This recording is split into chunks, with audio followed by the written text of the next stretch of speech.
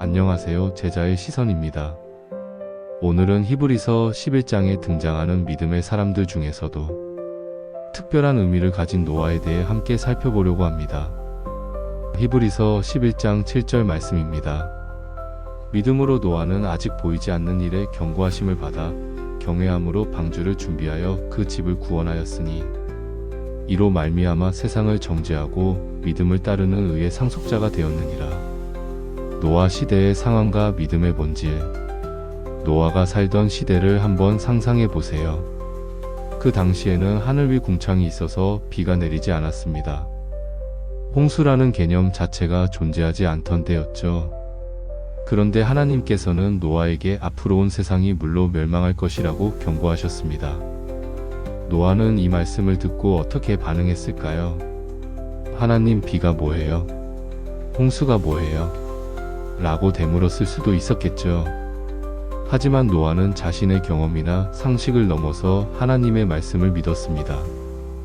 여기서 우리가 주목해야 할 것은 노아의 믿음이 단순한 동의가 아니었다는 점입니다. 노아는 하나님의 말씀을 들은 후 자신의 온 인생을 걸고 행동으로 옮겼습니다.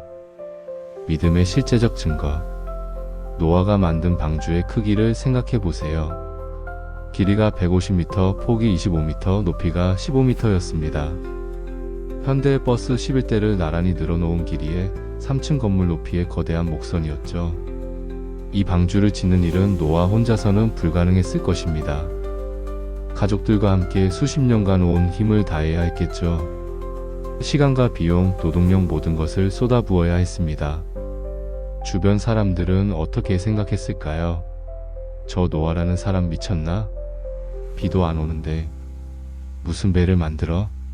하며 비웃었을 것입니다. 하지만 노아는 흔들리지 않았습니다. 왜일까요?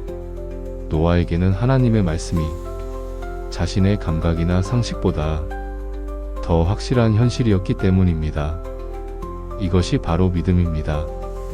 보이지 않는 일에 대한 하나님의 말씀을 내 경험이나 판단보다 우선시하는 것 말이죠. 예수님이 다시 오심을 준비하는 삶. 그렇다면 우리는 어떻게 노아와 같은 믿음을 가질 수 있을까요?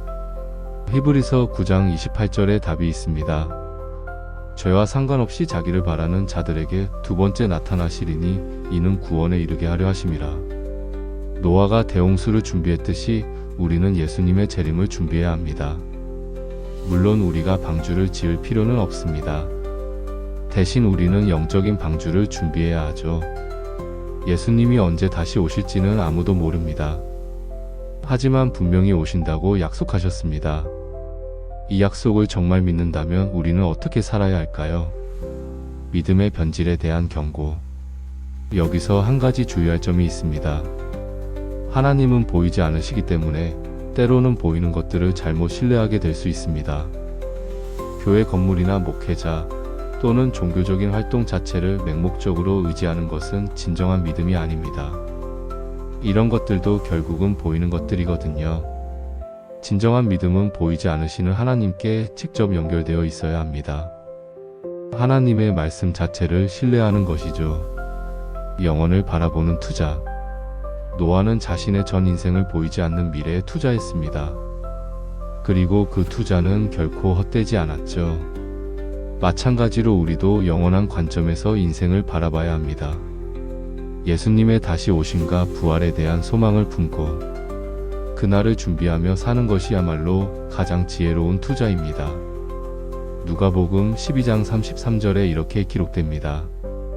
너희 소유를 팔아 구제하여 낡아지지 아니하는 배낭을 만들라 곧 하늘에 둔 바 다함이 없는 보물이니 거기는 도둑도 가까이 하는 일이 없고 좀도 먹는 일이 없느니라.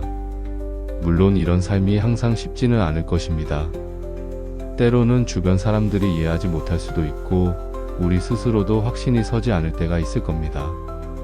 하지만 분명한 것은 하나님의 말씀에 온 삶을 바치며 살아가는 것이 가장 복된 길이라는 사실입니다. 여러분, 오늘도 믿음의 눈으로 세상을 바라보시기 바랍니다. 아벨처럼 하나님을 의식하며 살고 에녹처럼 하나님과 동행하며 살고 노아처럼 하나님의 말씀에 온 삶을 바치며 살아가시길 바랍니다. 그래서 예수님께서 다시 오실 때 잘했다, 착하고 충성된 종아라는 칭찬을 들을 수 있는 우리 모두가 되었으면 좋겠습니다.